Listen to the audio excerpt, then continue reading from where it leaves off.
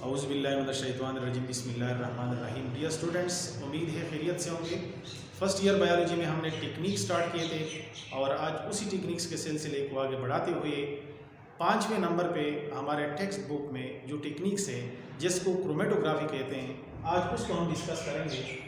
ये टर्म जो था, ये सबसे पहले एक रशियन बॉटनिस्ट था, उसने इस टर्म को इंट्रोड्यूस किया था। और ये टर्म जो है दो वर्ड्स का कॉम्बिनेशन है। Chromo means colour and graphy means to write और टू सेपरेट। ये इस वर्ड्स का बेसिक मीनिंग है। इस टेक्निक्स को पहले हम डिफाइन करते हैं। The techniques of separating molecule in a mixture on the basis of size, density and chemical affinity with the stationary phase. यानी ये वो टेक्निक्स है जिसमें हम किसी भी मिक्सचर के अंदर मौजूद कंपोनेंट को अगर हम सेपरेट करना चाहते हैं तो उसको की सेपरेशन के लिए जो टेक्निक्स हम इस्तेमाल करते हैं, that technique is called chromatography. उसमें फिर ये size, density, chemical affinity with the stationary phase, ये बाद में फिर आपको क्लियर हो जाएगी। अभी इसको मैं डिस्कस नहीं कर रहा हूँ। क्रोमेटोग्राफी के जो मेन ऑब्जेक्टिव्स हैं, यानी ये प्रोसेस हम किस मकसद के लिए करते हैं, इसके मेन ऑब्जेक्टिव्स क्या है, पर्पसेस क्या है, मकासद क्या है। टू एनालाइज द मिक्सचर, यानी जो मिक्सचर हम स्टडी कर रहे हैं, जो सैंपल हम स्टडी कर रहे हैं, उसमें हम ये देखना चाहते हैं कि इसमें कौन कौन से कंपोनेंट मौजूद है। कंपोनेंट को देखने के लिए दूसरी जो ऑब्जेक्टिव है टेक्निक्स का, to separate components of the mixture. उस मिक्सचर के अंदर मौजूद कंपोनेंट को हम एक दूसरे से जुदा करना चाहते हैं इस टेक्निक के जरिए। फॉर एग्जांपल, अगर कोई मिक्सचर है हमारे साथ, कोई सेल है, एनिमल का सेल है और एनिमल के सेल मेम्ब्रेन को हमने रप्चर किया है।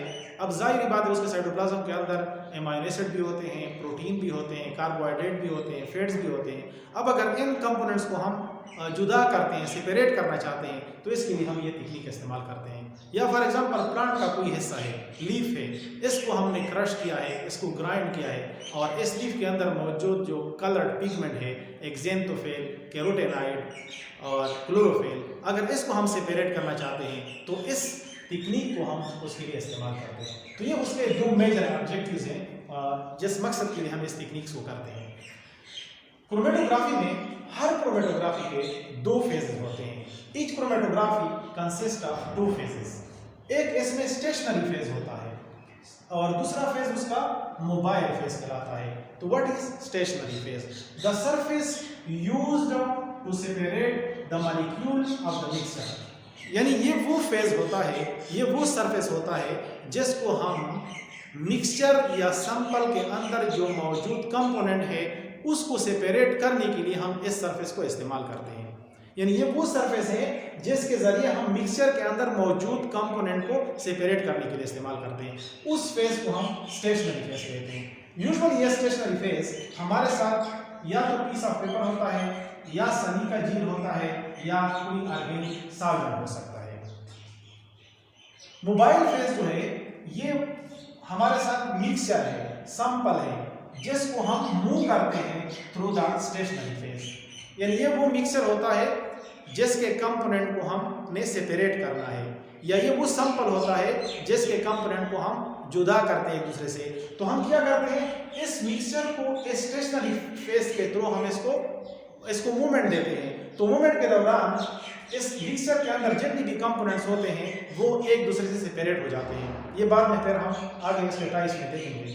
तो इसकी डिफिनीशन ये है मोबाइल फेज की, the mixture that moves through the stationary phase. यानी मोबाइल फेज के नाम से जाहिर है मुतहर्रिक, हरकत करने वाली। क्रोमेटोग्राफी के बहुत सारे टाइप्स हैं, लेकिन हमारे जो टेक्स्ट बुक में जो क्लासिफिकेशन दी गई है क्रोमेटोग्राफी की, यह गलत है। क्रोमेटोग्राफी के दो टाइप्स हैं on the basis of the orientation of the stationary phase. यानी स्टेशनरी फेज की ओरिएंटेशन किस तरह है, ओरिएंटेशन उसकी पोजीशन किस तरह है। तो ओरिएंटेशन और ए पोजीशन ऑफ स्टेशनरी फेज हमारे साथ क्रोमेटोग्राफी के दो टाइप्स हैं। एक प्लेनर क्रोमेटोग्राफी है और दूसरी जो टाइप क्रोमेटोग्राफी को उसको हम कहते हैं कॉलम क्रोमेटोग्राफी। ये आपके बुक में नहीं है प्लेनर क्रोमेटोग्राफी, लेकिन आपके बुक के अंदर जो टाइप दिया गया है पेपर क्रोमेटोग्राफी का, वो असल में प्लेनर क्रोमेटोग्राफी का टाइप है। इसी वजह से यहाँ पे मैंने प्लेनर क्रोमेटोग्राफी को भी मैं डिस्कस कर रहा हूँ। प्लेनर क्रोमेटोग्राफी वो क्रोमेटोग्राफी है जिसमें स्टेशनरी फेज या तो प्लेन सरफेस के ऊपर मौजूद होता है या स्टेशनरी फेस को हम प्लेन बनाते हैं। स्टेशनरी फेस को हम या तो प्लेन बनाते हैं या स्टेशनरी फेस को हम प्लेन सरफेस के ऊपर रखते हैं। यहाँ पे मैंने मेंशन किया है कि it is a such type of chromatography in which the stationary phase is placed on a plane surface. और कॉलम क्रोमेटोग्राफी की वो टाइप है जिसमें हम स्टेशनरी फेस को वर्टिकल पोजीशन में रखते हैं, यानी वर्टिकल, इसका हम वर्टिकल कॉलम बनाते हैं। यहाँ पे आप देखें stationary phase is in a vertical column tube, यानी एक ट्यूब के अंदर हम स्टेशनरी फेस को वर्टिकल बनाते हैं। इसी वजह से इसको हम कहते हैं कॉलम क्रोमेटोग्राफी। आगे मैं फिर आपको बताऊंगा, इसके ऊपर डिस्कशन हम करेंगे कि हम किस तरह इसका यूज करते हैं। प्लेनर क्रोमेटोग्राफी के फर्दर दो टाइप्स हैं, एक है पेपर क्रोमेटोग्राफी और दूसरी जो इसके टाइप्स है उसको हम कहते हैं 3 layer chromatography. Further planar chromatography के जो टाइप है ये है on the basis of the nature of the stationary phase, on the basis of the nature of stationary phase, यानी स्टेशनरी फेस का नेचर क्या है उसी बेस पर हमने फर्दर जो इसके दो टाइप्स बनाए हैं, एक पेपर क्रोमेटोग्राफी है और एक है 3 लेयर क्रोमेटोग्राफी।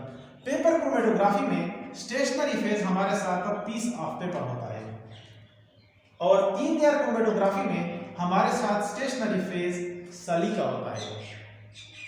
इसमें फर्क ये है, इसके स्टेशनरी फेज में फर्क है।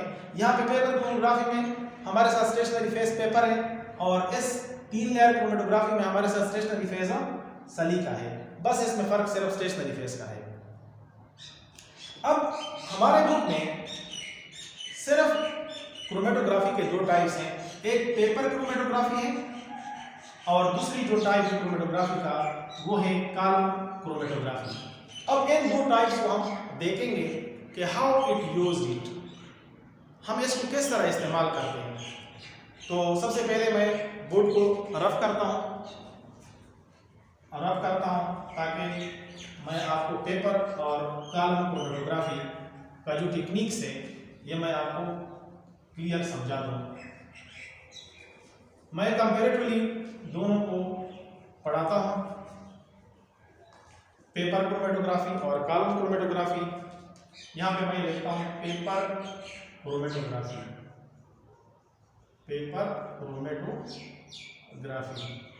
और यहाँ पे मैं लिखता हूँ कॉलम क्रोमेटोग्राफी। पेपर क्रोमेटोग्राफी में अभी जो मैंने आपको बताया कि इसमें स्टेशनरी फेज हमारे साथ पेपर है, stationary phase is a piece of paper. Suppose करें कि हम जिस सैंपल को एनालाइज कर रहे हैं वो सैंपल कोई लीफ का टुकड़ा है, ऐसा फॉर एग्जांपल सपोज करें ये लीफ है, इस लीफ को हमने क्रश कर लिया, ग्राइंड किया और इसका जो एक्सट्रैक्ट है इस लीफ का, इसका हमने सॉल्यूशन बनाया एक बीकर के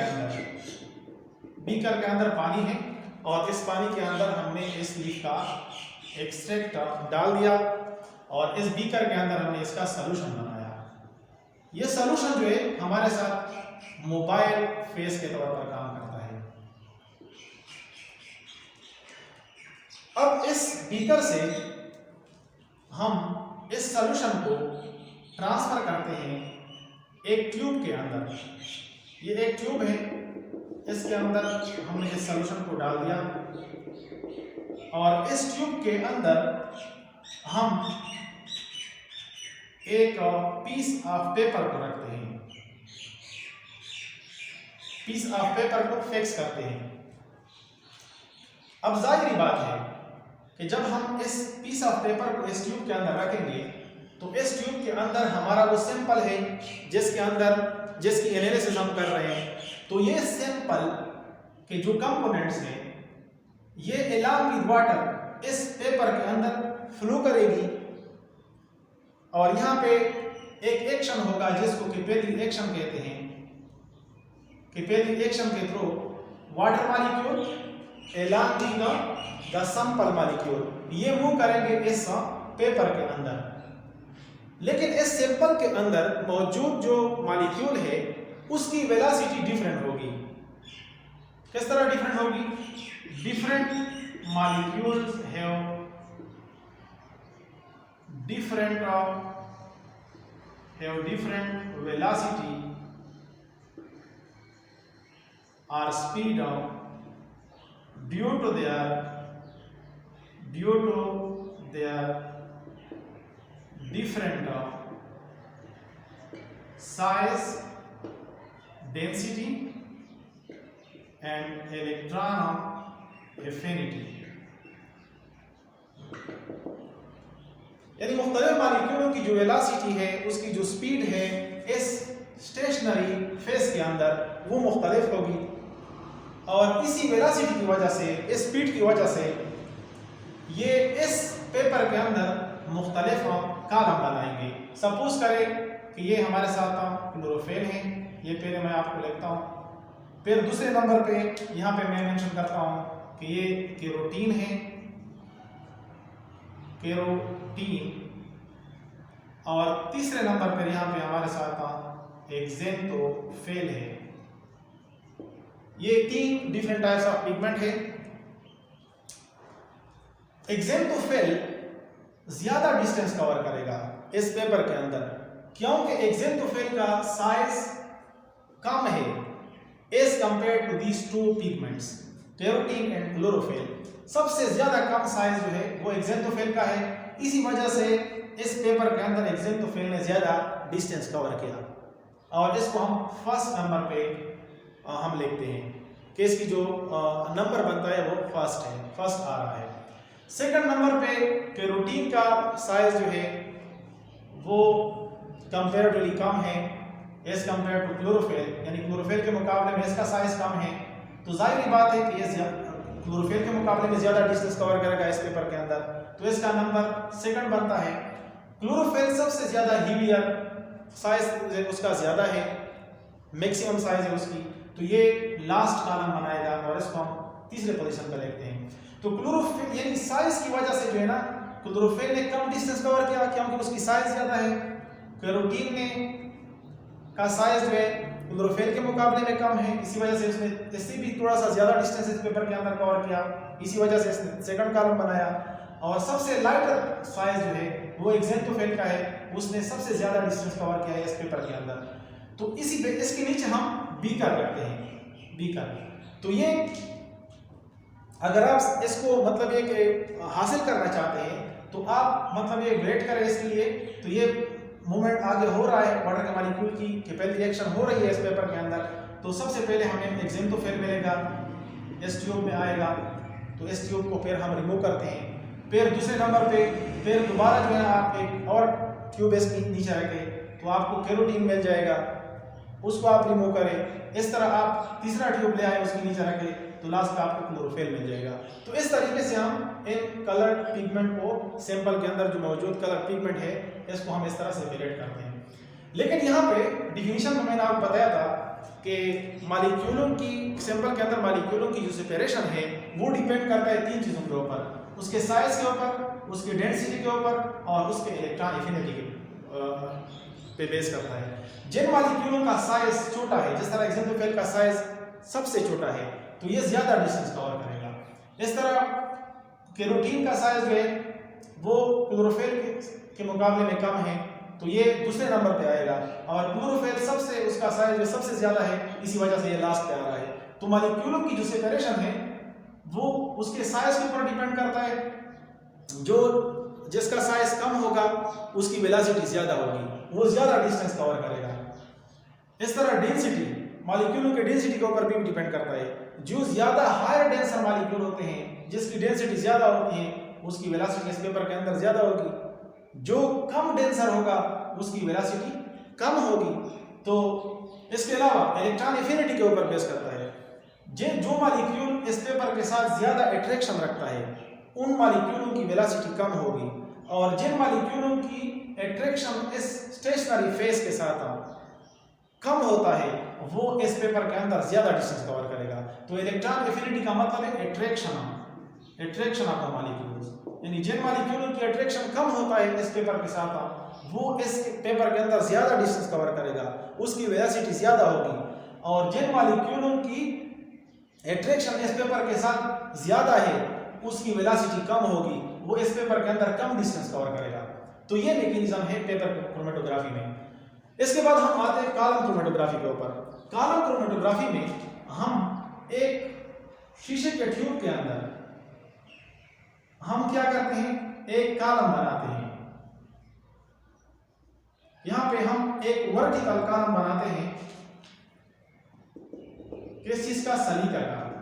एक वर्टिकल कॉलम बनाते हैं इस ट्यूब के अंदर, और ये सलीका जीन जो है ये स्टेशनरी फेस के तौर पर काम करता है।